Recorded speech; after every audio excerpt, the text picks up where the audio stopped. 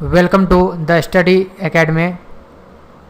Idioms and phrase के part third में आपका स्वागत है। तो आइए देखते हैं। एज्यूम एयर्स यानी टू प्रिटेंड सुपीरियरिटी, यानी अपने आप को सुपीरियर दिखाना, बहुत ऊंचा दिखाना, बड़प्पन दिखाना, उसको कहते हैं एज्यूम एयर्स, यानी to pretend superiority.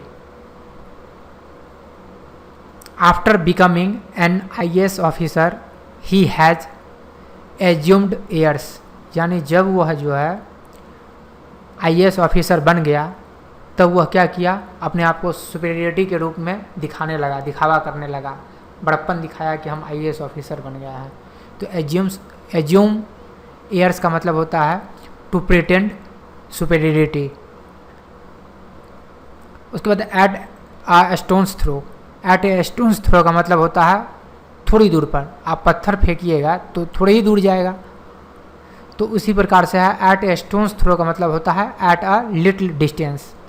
Lal Qila is at a stone's throw from my house, यानी लाल किला जो है वह हमारे घर से थोड़ी ही दूरी पर है। एट अ स्टोन्स थ्रो यानी बहुत ही थोड़ी दूर पर हमारे घर से लाल किला है। एट लार्ज, एट लार्ज का मतलब होगा एब्सकॉन्डिंग, यानी कानून के गिरफ्त से अगर दूर हैं तो उसको कहा जाता है एट लार्ज। एट लार्ज का मतलब है कानून के गिरफ्त से दूर। Many terrorists are at large and posing serious threat to the security of India, बहुत सारे आतंकवादी जो है वह अभी भी कानून के गिरफ्त से दूर हैं और वह क्या कर रहे हैं, बहुत ही गंभीर खतरा जो है वह भारत की सुरक्षा के लिए जो है वह है। बहुत सारे आतंकवादी जो हैं वह जो कानून के गिरफ्त से दूर हैं और जो है वह भारत की सुरक्षा के लिए खतरा उत्पन्न कर रहे हैं। At loggerheads, at loggerheads का मतलब होता है टू बी एट स्ट्राइफ, यानी शत्रुता की अवस्था। एट लॉगर्स हेड का मतलब होता है, एट लॉगर हेड्स का मतलब होता है शत्रुता की अवस्था। जब शत्रुता होगा तो उसके लिए एट लॉगर हेड्स का प्रयोग करते हैं। और एट लार्ज का मतलब होता है कानून के गिरफ्त से दूर। Congress is always at logger heads with the BJP, Congress जो है हमेशा क्या करती है, वह जो है बीजेपी के साथ जो है शत्रुता की अवस्था में होती है। बीजेपी भी शत्रुता की अवस्था में होती है और कांग्रेस भी जो है हमेशा एक दूसरे की राइवल पार्टी है। तो एट लॉगर हेड्स का मतलब होता है शत्रुता की अवस्था। तो आइए 15 नंबर देखते हैं। एट नॉट, एट नॉट का मतलब होता है किसी का असम्मान करना, किसी का डिसरिगार्ड करना, किसी के इम्पोर्टेंस को नहीं समझना।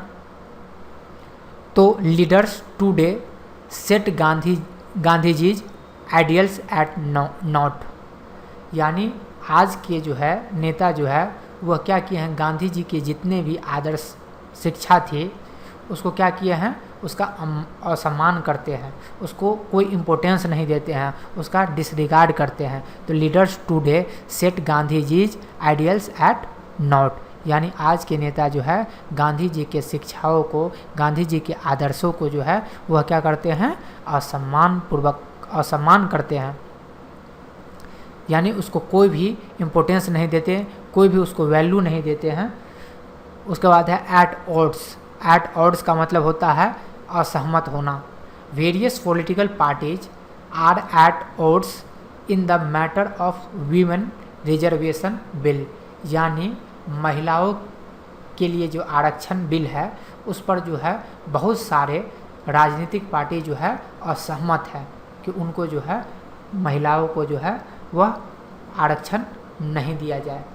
तो इस प्रकार से जो है कहाँ पर, तो संसद में जो है वो चाह रहे हैं कि अभी तक जो है महिलाओं को जो है संसद में आरक्षण नहीं मिला है और वो लोग चाहते भी हैं नहीं देना। तो इसी संदर्भ में कहा गया है कि various political parties are at odds in the matter of women reservation bill. उसके बाद है एट सी, एट सी का मतलब होता है टू बी कन्फ्यूज्ड, उलझन में अगर हैं तो कहते हैं at sea. He was at sea when he saw the question paper. जब जो है वह क्वेश्चन पेपर को देखा तब क्या हुआ, वह जो है कंफ्यूज हो गया, वह जो है उलझन में पड़ गया। तो इसके लिए जो है एट सी का प्रयोग करते हैं उलझन में के लिए। At one's beck and call, यानी हमेशा जो है हाजिर होना, कोई भी आज्ञा दिया तो उसको तुरंत कर देना, तो हमेशा सर्विस में उपलब्ध होना, तो इसको कहते हैं at one's beck and call. The servants were always at the beck and call of the rich merchants, यानी धनी व्यापारी जो है उसके आज्ञा में हमेशा हाजिर रहते हैं। उसके नौकर जो है हमेशा जो भी आज्ञा दिया गया रिच मर्चेंट के द्वारा, धनी व्यापारी के द्वारा, तो वह जो है हमेशा उस आज्ञा को जो है वह पूरा करने में जो है पूरी तत्परता के साथ लग जाते हैं। Back stairs influence. Back stairs influence का मतलब होता है ऐसा प्रभाव जो असार्वजनिक है, जो सही नहीं है, इम्प्रॉपर एंड प्राइवेट इन्फ्लुएंस, यानी जो उपयुक्त नहीं है वैसा प्रभाव जो है उसके लिए कहा जाता है back stairs influence. He tried to get a government job by back stair influence.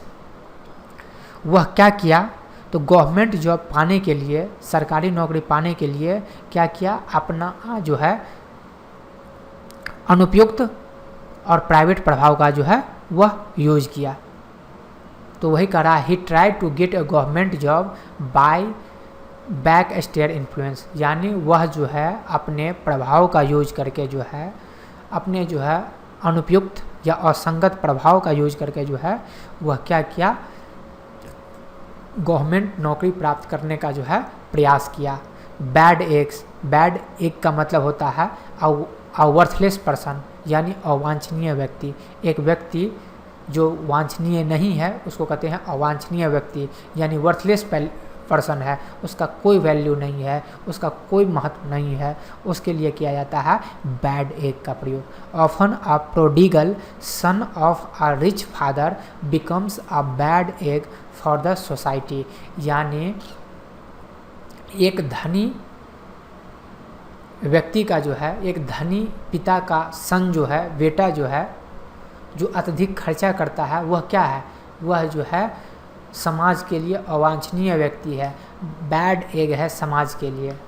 तो वही कहा गया ऑफन ए प्रोडिगल सन, यानी अधिकतर जो है फिजूल खर्ची वाला जो है वह बेटा या पुत्र जो रिच फादर का है, यानी अपने धनी बाप का बेटा जो है वह क्या है, वह जो है सोसाइटी के लिए, समाज के लिए जो है वह अवांछनीय व्यक्ति बनता है। तो वही कहा गया है बैड एग, यानी अ वर्थलेस पर्सन। ठीक है, तो धन्यवाद।